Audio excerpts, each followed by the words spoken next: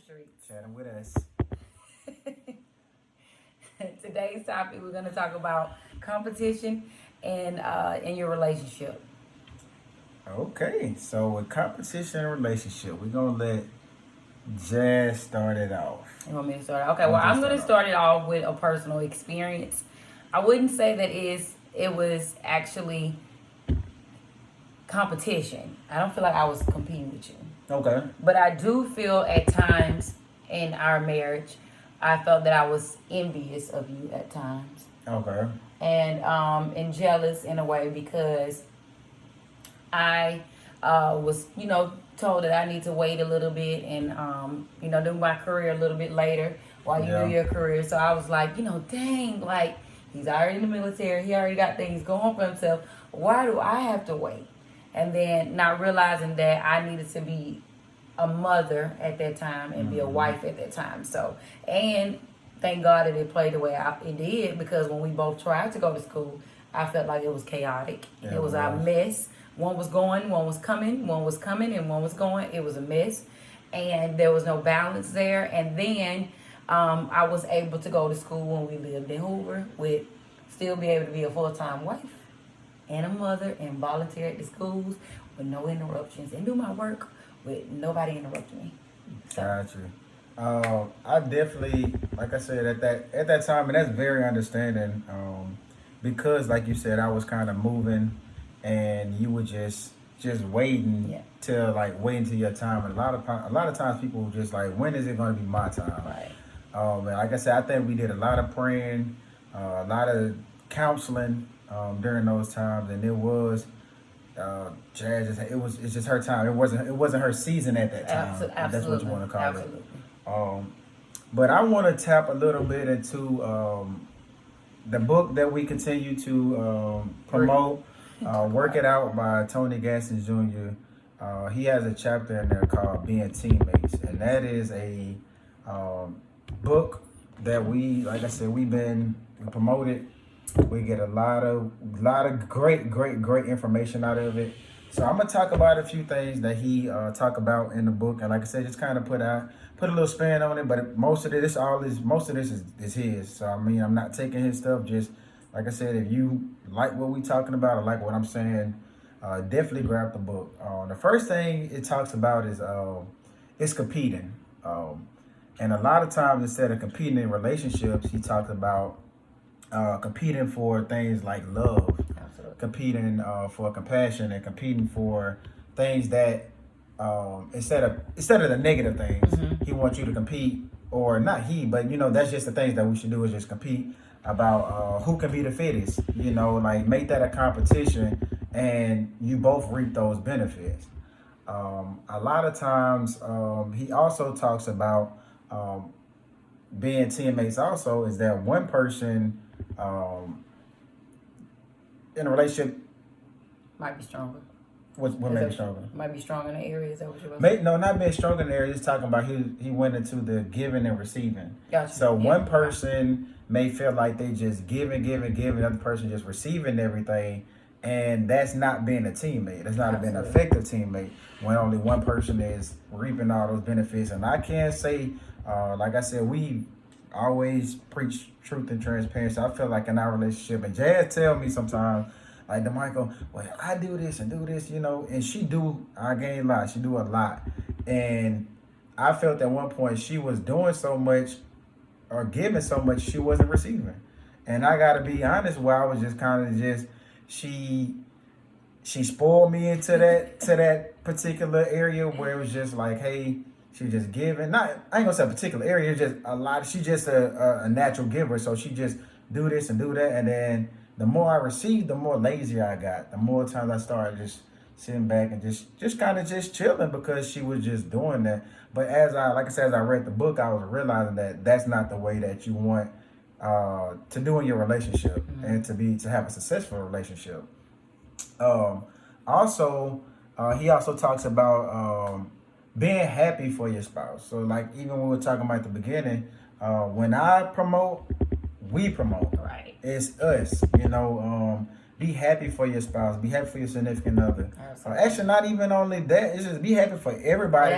You want to see everybody win. Like, That's one thing me and my homeboys be talking about. Like, I want to see you win. Like when you win, I win because you're gonna share that wealth and share that not the wealth, but share that The knowledge knowledge. with me to help me continue to move forward in what I'm doing, and vice versa. You know, I think Jay-Z said in the song. I can't quote it, but he said in one of his songs, or it was either him or J. Cole. It was actually both of them. I was okay.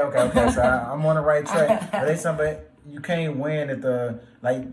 Somebody send first class. That was Jay-Z. He said, yeah. Here they say, I want to say, I want. That's fine. But long story short, what we I wanna saying say the is wrong we word. don't want to sit first class if we our got our friends- homeboys sitting in the back of the plane, or our people sitting in the back of the plane. Like, that don't make sense.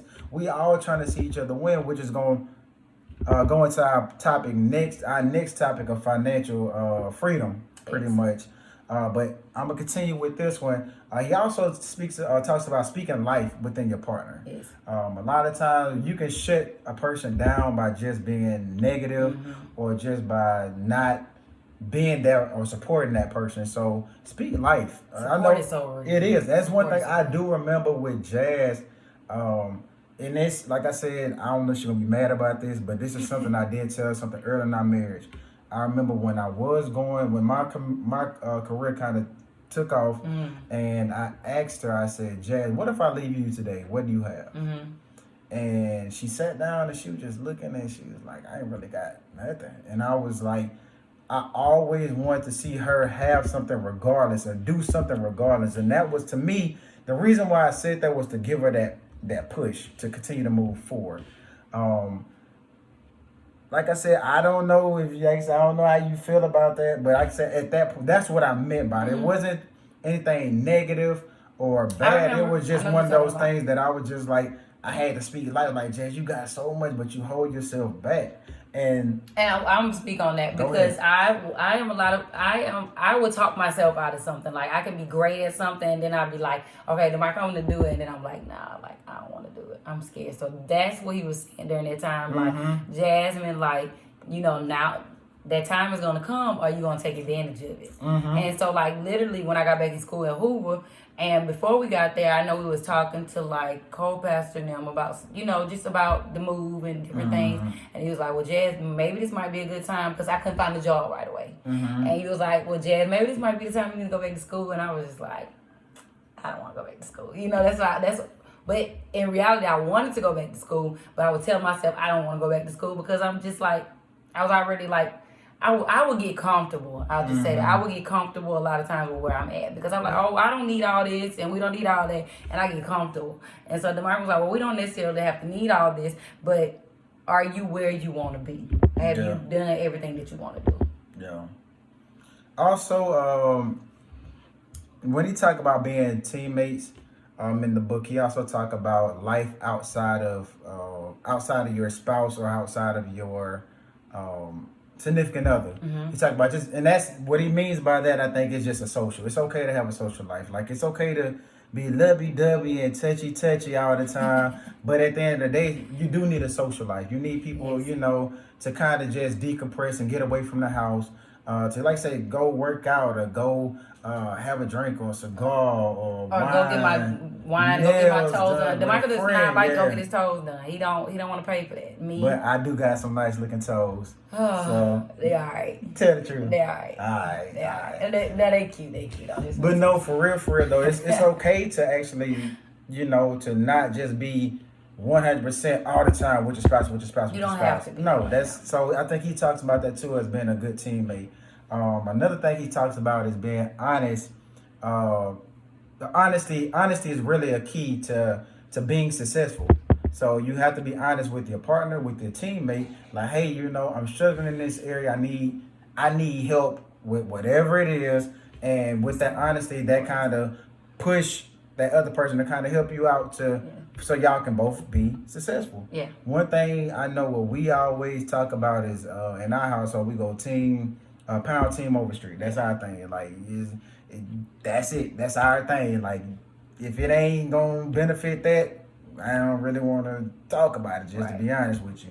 And then another big thing is that people, and I know I feel like I had a problem with this at one point, was treating others better than I treated my spouse. And when I'm saying that, it's like I go to work. I'm a nurse, so that's my job, is to be empathetic and sympathize and be therapeutic and all this other stuff. But I'm treating these people this way. But then, like I said, me and Jazz get into it, who has my best interest. I'm treating other people better than I'm treating my spouse. So I had to take a look in the mirror, had to reel that back in. I'm like, hey, hold on, like, bro, you kind of tripping. You know, you can't go against somebody who has your best interest.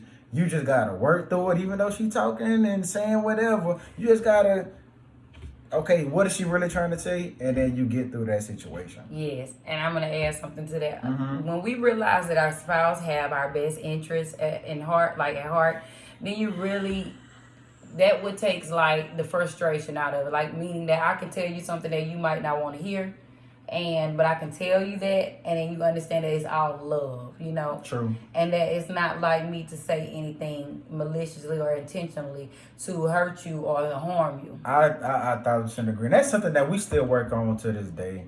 And like I said, what we still talk about, and what I think we talked about a few weeks ago, was timing. Timing is really everything. Yes. You can't really. It's so hard for somebody to try to tell you about yourself whenever you're in the middle of a disagreement. Absolutely. And so timing is everything. I know our best time that we talk for real is when we walk. We'll be just walking through the neighborhood. I feel like I don't know, it's something about that.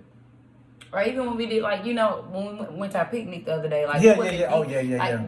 Like, it's, I guess outside is more therapeutic. More therapeutic for the relationship. The breeze, and you know. Yep.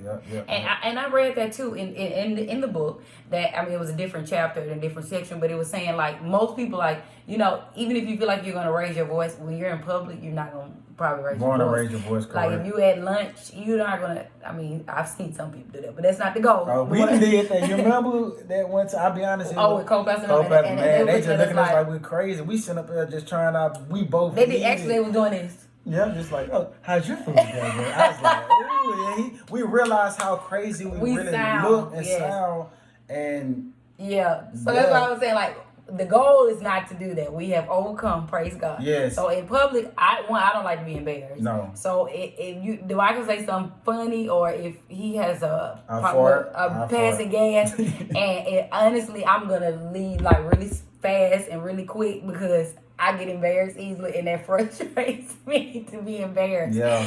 So anyway, it's good to sometimes have those conversations outside the house, where you are need to talk to your spouse about anything. Timing, like the Mike and I said, timing is everything. But and also another thing is, don't be opponents in the same household. That's just a little tidbit to kind of leave you off with, is you don't want to you can't be teammates and opponents at the same time. So you want to always try your best to be teammates. Like I said, this is in relationships, and even, like I said, partnerships and things like that. But I think that's about it, guys. Just do not compete in relationship. Just compete in love. In love, that's it. All righty, y'all have a good one. All right, guys. All right.